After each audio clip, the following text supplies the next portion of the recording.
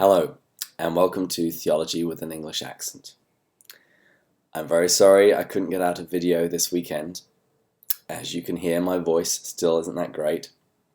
I'm fortunately out of bed now, and I'm working from home today, but I was resolved that I wasn't going to let today's video slide.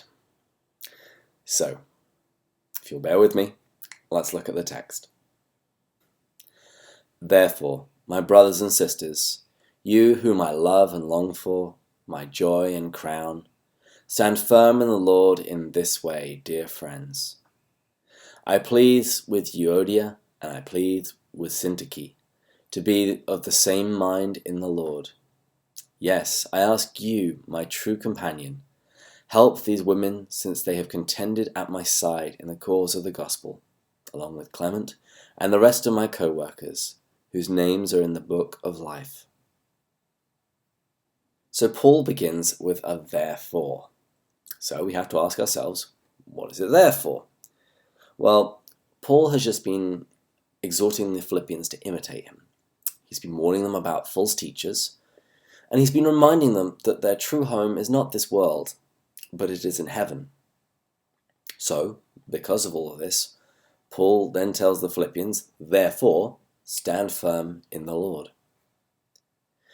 And in that first verse, he uses many terms of endearment. He says that you are for whom I love and long for. He calls them my joy and my crown. So he finds joy in the Philippians. They are also his crown. They are his great achievement. Paul was very proud of this church. They had very few issues, and their faith was well known. And he finally calls them my beloved. Paul loved them dearly. They were joined together in a very deep bond of love. Now Paul goes on. I entreat Euodia and I entreat Syntyche to agree in the Lord. So, who are Euodia and Syntyche? Well, it appears from the text that these were two women who had something of a big falling out. They were both members of the Philippian church, and Paul wanted them reconciled. And knowing that there was this falling out makes sense of Paul's words back in chapter 2, where he spent a long time talking about unity and humility. He no doubt had this dispute in mind when he was speaking to that. So Paul wants this difficulty in the church reconciled. These two Christians, he wants them to agree in the Lord. But he knows that they're probably going to need some help.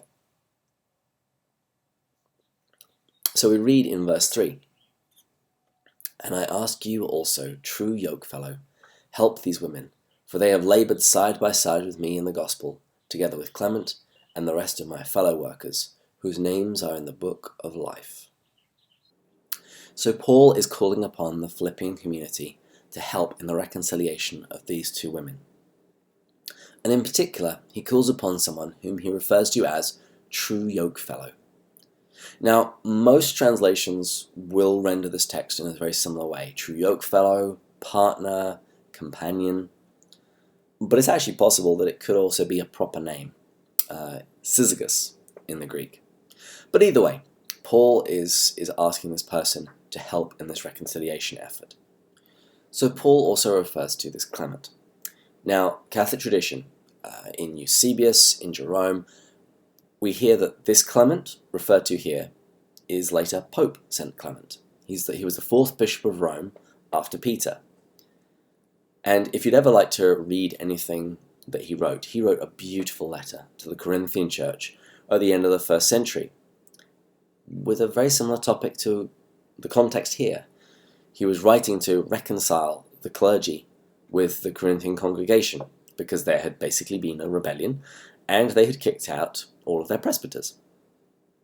So Clement writes to them, exhorting them to bring them back. And for completeness' sake, I just wanted to explain one phrase that was in this verse. Paul talks about the book of life, and those whose names are in the book of life. It's actually an image that we find several times in Scripture, and the idea is that in heaven there is a book, a ledger, a registry, where all of the names of the saints are written. All of those who are saved, their name is in the book of life. So, thank you for bearing with me. My voice is very nearly going. But I'd just like to end with a question. Do you have any long-standing disagreements or feuds, particularly in church? Is there anyone with whom you have to agree in the Lord? And if so, you don't have to do it by yourself. Who could you ask for help in resolving this? So that's all for today. Hopefully my voice will feel a little bit better later in the week. So until then, in the words of Venerable Archbishop Fulton Sheen, God love you.